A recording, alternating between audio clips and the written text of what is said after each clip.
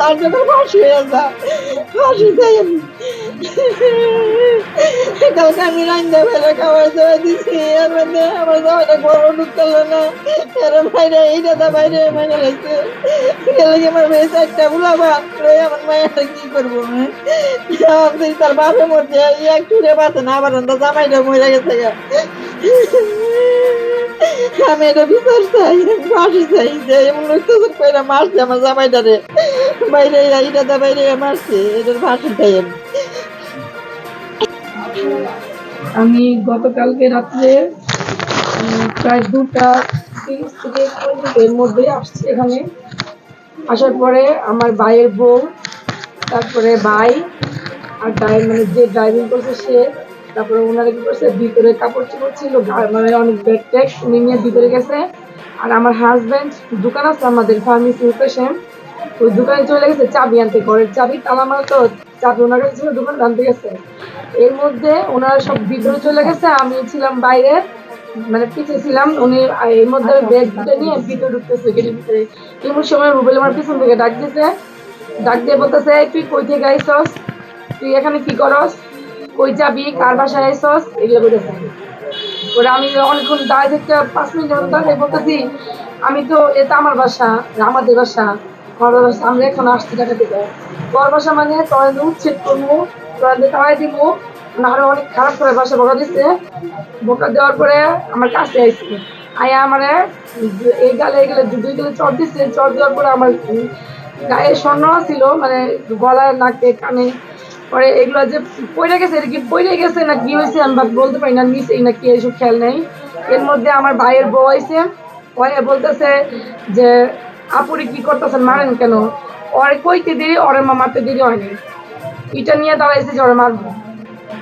তারপরে বলতেছে, পরে এর মধ্যে আমার ভাই এসে, বাইরে এসে মারতেছে, তারপরে আমার ড্রাইভার যে ড্রাইভিং করছে ওনারা মারতেছে।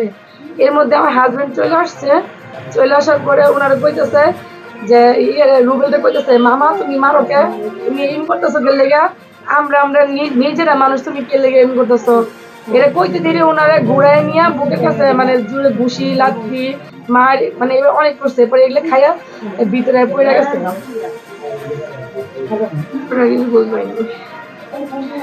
সামনে মোড়ের মধ্যে এই ফার্মেসিতে গেছি, একটা হেক্সাবেলেট আনতো আর আতর আনতো, একটা লেগে তালা নাহলে যে চাবি থাকে চাবি আনবো, এটা খুঁজে গেছি, মানে চাবি পাইলো না, না পাইয়া হাতুরা আর হেক্সাবেলেট আনছি। আইন না আনতে আছে, মোড় আইসে পরে দেখে যে আমার মাইয়ারে মারতাছে, পোলাহানতে মারতাছে মতন, জামাই তাড়াতাড়ি করে আই দিয়েছি, আয়া দেখে যে সেই বাড়ি রুবেলের লগে আর 4-5 জন পোলাহান আছে, ভিতরে দিলে মারতাছে মাইয়ারে মারতাছে। তখন জামাই তাড়াতাড়ি করে আইসে, আয়া ধরবার কইতাছে মামা আমরা একটু কান্দের মধ্যে আর দেখো মামা আমরা একটু এমন করে যাও, তুমি অবাধ্য ঘুমাই থাকো, আমরাও ডাকাত পাই আইসি, ঘরে নিয়ে ঘুমাই থাকি, এই কথা কইছে মতো ওই রুট কুন্তরি দিয়ে আইসে, হের মধ্যে আবার হেনতে গুরমটি দিয়ে আয়া কত ডিসারেন করলে কথা কইয়া আবার আয়া এই যে এই ইটগুলার মধ্যে আন না জামাইরে মারতে একবারে ইট দেয় মাইরা, একবারে মাইরে এলিছে জামাই একটা প্রস্তাব তৈরি করে দিছি, মাইরা লেছে পরে 2টা দিচ্ছে, ফিস দেওয়া পরে প্রস্তাব করে দিছে, তো মাইরা লেছে।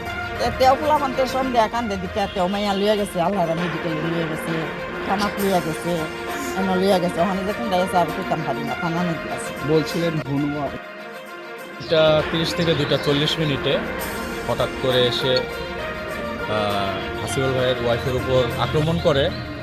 তো এই মুহূর্তে আমরা ভিতরে ছিলাম, আর উনি আপাটা ছিল বাইরে, আর হাসিবুল ভাই ছিল দোকানে বাসার চাবি আনার জন্য গেছিল।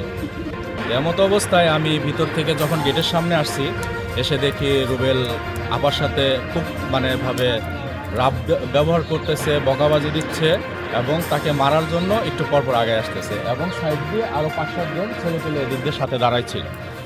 তো এমত অবস্থায় আমি রুবেলের কাছে যাই, তাকে জিজ্ঞাসা করি যে ভাই কী হয়েছে, কী সমস্যা, আমাকে একটু জানাবেন, আপনি এমন করতেছেন কেন। সে অটোমেটিকলি আমার উপর চড়াও হয়ে আমার ঘাড়ে এখানে একটা পাথর দিয়ে আমাকে এখানে আঘাত করে। আঘাত করার পরে আমি শুয়ে যাই, পিছন থেকে আমার বন্ধু হানিফ এবং তার ওয়াইফ দুইজন একত্রে আসে, আসার পরে ওখান থেকে আরও 5-7 জন ছেলে পেলে আছে, ওরাও সাথে চলে আসে, এসে হানিফ ভাইয়ের উপর আক্রমণ করে, আমাকে আবার আমার উপর আক্রমণ করে। আমার মাথায় যেরকম অবস্থা ছিল, তাদের চেহারা, অ্যাটিটিউড, মানে টোটালি তারা মাদকাসক্ত অবস্থায় ছিল, এবং ওরা একটা পরিকল্পিত, আমার যতদূর সম্ভব, তো আপুর কাছে লাস্ট মুহূর্তে শুনতে পারি যে তার কাছ থেকে গলার থেকে চেন এবং কানের দুল নিয়ে গেছে। আর এমতো অবস্থায়, ধস্তাধস্তির অবস্থায় আমরা তাদের শরীরে কোনো একটা কিছুই করি নাই। হানিফ ভাই এসে বলতেছে যে মামা কি হয়েছে, রুবেল মামা কি হয়েছে, আপনি এমন করতেছেন কেন, আমরা তো বাড়ির লোক, আপনি এমন করতেছেন কেন। তারপরে কথা শুনতেছে না, তারা সবাই মিলে আমাদের উপর টর্চার করতেছে। এমতো অবস্থায়